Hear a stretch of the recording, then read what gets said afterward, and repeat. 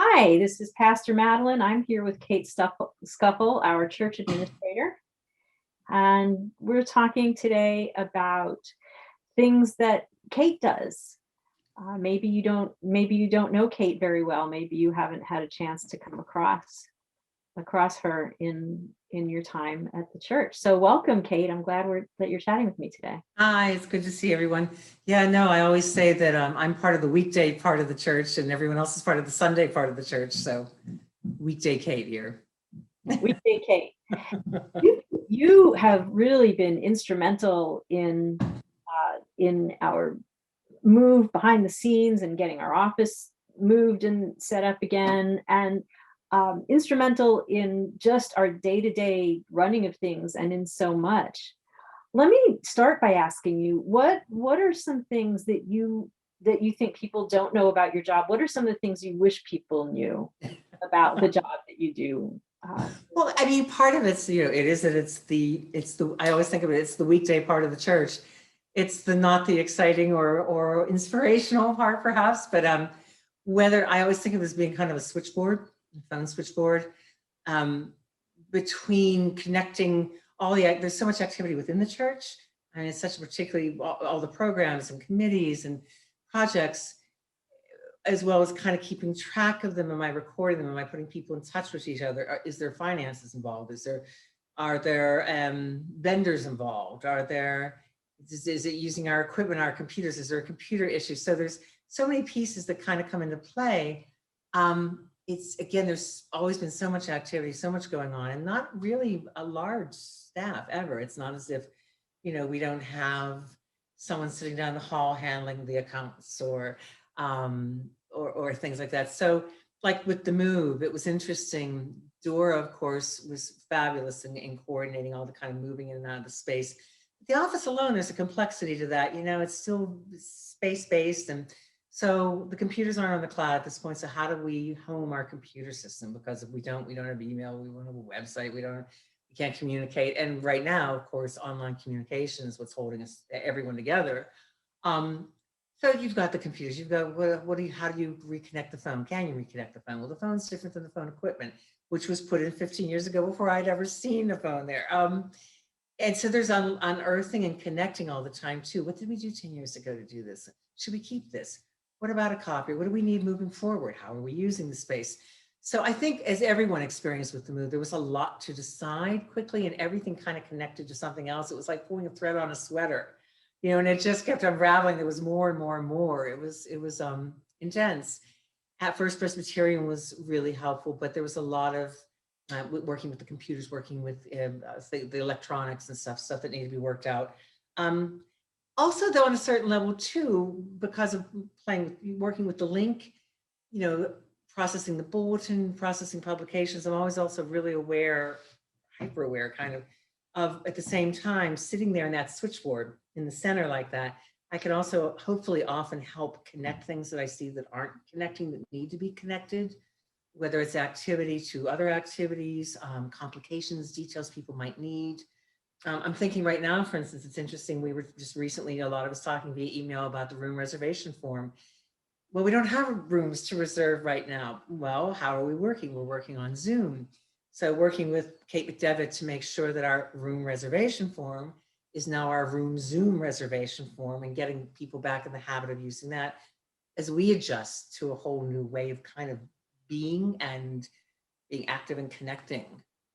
So there's just some thoughts, And then there's all just the general stuff, of course, from phones to mail to vendors to inquiries to I've always laughed at it's a compliment to the congregation that there's never a dull moment. Yeah, there really isn't. And wow, with the move especially, but even before and beyond the move, you do work with a lot of vendors. I don't know if people realize how many other outside vendors that we rely upon to do the work that we do. Right. And that's going to be interesting too, moving forward, and as the church journeys forward, that shifts with the buildings and the use of buildings. But yeah, whether If one's doing a mailing, you know, do we have the letter? Our envelopes and such are printed out of house? Do we have enough? Have we changed the address on the envelopes? You know, do we need labels? Do we have stamps? We've dismantled the postage machine for the time being. Uh-oh, what do we do about postage? So in a lot of ways, from my theater background, it reminds me often of stage managing, where you're kind of the person looking at the overview, seeing where things aren't connecting, or where there's loopholes, info's falling out, things aren't working, and figuring out how to make those connections work. What's needed, who needs to know, how does it need to happen, when does it need to happen, who else needs to know it needs to happen, you know. You're very much a stage manager. One of the projects that you did recently was a big cleanup of our database. I don't know if everybody understands how important that database is to our functioning. Do you want to talk a little bit about that and what that's Actually, like going forward? yeah, I think the database, it's interesting. Again, it's one of those weekday things you don't think about, but to hold everything together, to have one place to be able to say, hey, how many years has so-and-so been a member? Hey, does so-and-so have children in RE? Has someone changed their address? Is someone a friend? So the current database is Church Windows database. We will be moving to the Breeze program somewhere over the summer, but for now, for years, it's been Church Windows. And much like any database, we've designed it to hold the info we need. But so when people talk about the directory, like quite a few years ago now, I can generate a directory this morning and then a whole new one tonight if we've made any changes, because essentially our current directory is a report of that database. So sometimes I think there's a disconnect because you hold the directory in your hand.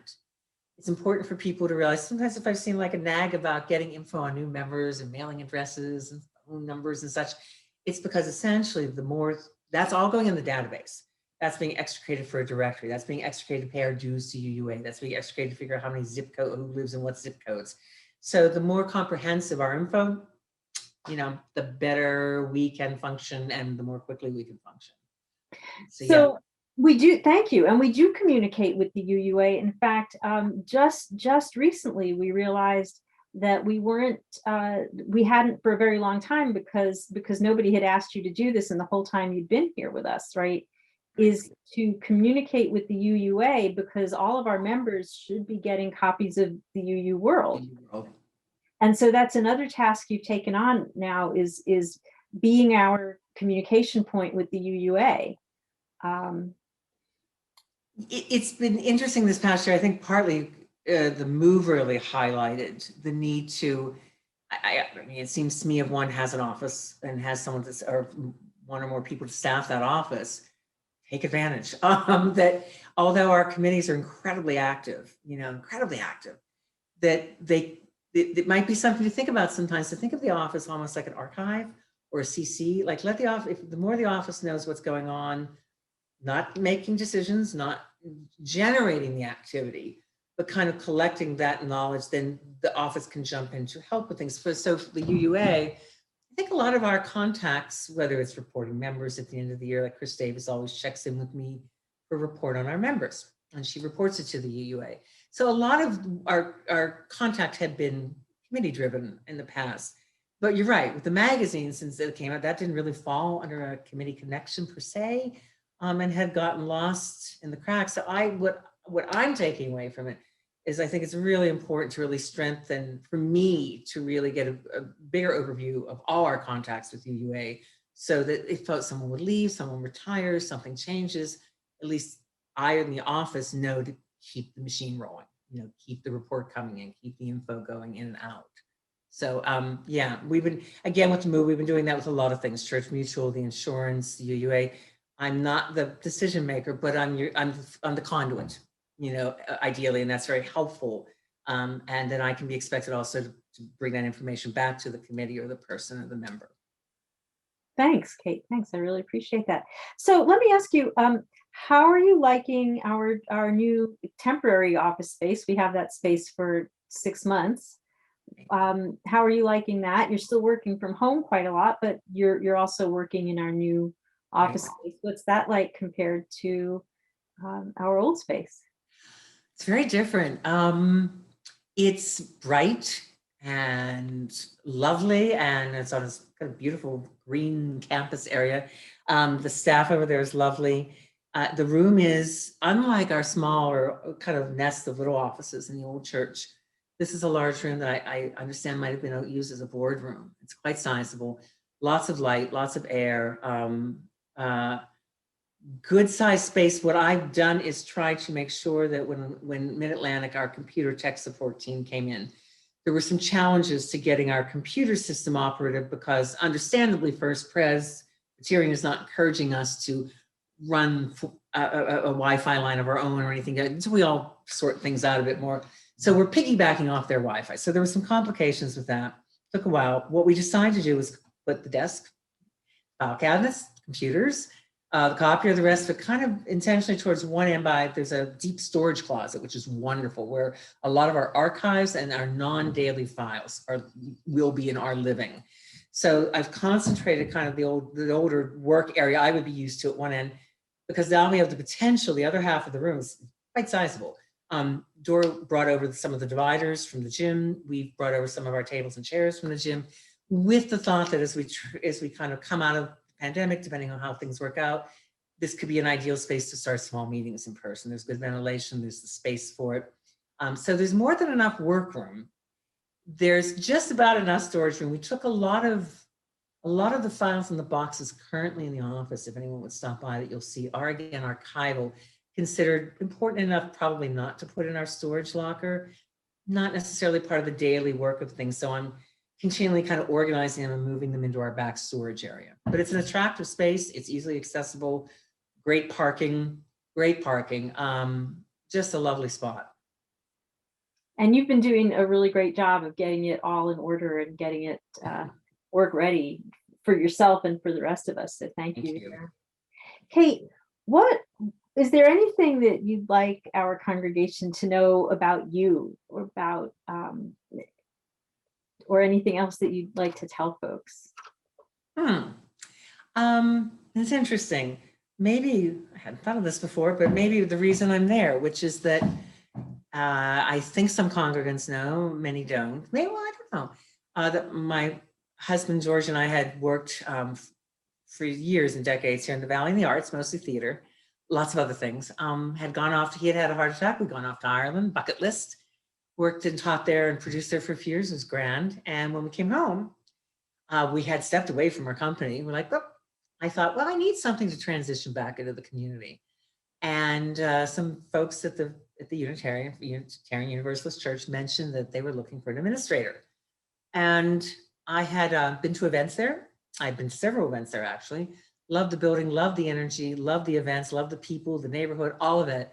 And thought, how lovely. I just don't really feel like coming back from having done creative work that was very satisfying and exciting. I don't want to come back in and do a job I feel disconnected to, even if it's just transitional or a bridge to something else. I want to do something I feel good about, that I honor, that I respect the people I'm working with.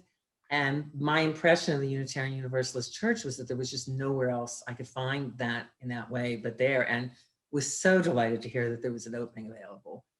And yeah, it's like a lot of folks that I think that work in religious work, educational work, nonprofit work, we're really driven by that sense of feeling good at the end of the day about your work goes towards something that works for the greater good. And I find that deeply rewarding.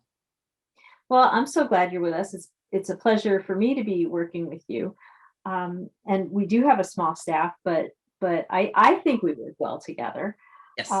And I want to lift up for everybody. I don't know if people know this, but I find that you work above and beyond your hours frequently, and that you'll contact me about important things, even on the weekend when you're not supposed to even be working, but you'll let me know, hey, this is happening or that is happening, or what do you want me to do about this? I don't know if people know the level of your dedication to your job. Thank you. And I hope people can appreciate that. Thank you. Do you find that there's enough work for you to be doing? Can we be adding lots more? It's so interesting. There's always, when someone stops by the office, or when someone's like, oh, you're over, you want to meet for lunch or something, and I always say, once I get in there, I'm not getting out. because one thing just leads to another. Even things like just UU World, the magazine. All right, we decide we're going to get that fixed. We're going to get our magazines out to everyone. Well, there's layers, there's passwords to discover, there's processes to explore. So it's just, it's like anything. There's a lot of detail, but I do find, I think it's interesting. Yes, I think you have an office, you've got an administrator there. It actually makes more sense to me. It makes my job easier to kind of have a bigger picture and had to have more information. So even if folks just, again, are CCing or asking, there's a mailing coming up, for instance, and I said, have you got your letters copied? Oh, yes, we took care of that. I'm like, well, we have a copier and that's what I'm here for. Like, it's okay. That's, if people ever are concerned about bothering the administrator or the office, they shouldn't be, really. It can be busy, but that's good. And everything ties together enough that I think actually, for instance, with something like a mailing, for the committee to be focused on perhaps the contents and what they're writing and not have to worry about where am I going to get this Xerox is why I'm there. So yeah, bring it on. Okay. I just want everybody to be clear. This is not an invitation to dump all your work on Kate, but Kate actually has plenty to do. But when I started, what I was told, what was interesting, which for me to understand the breakdown of things was that our committees were so active, very strong, deep histories.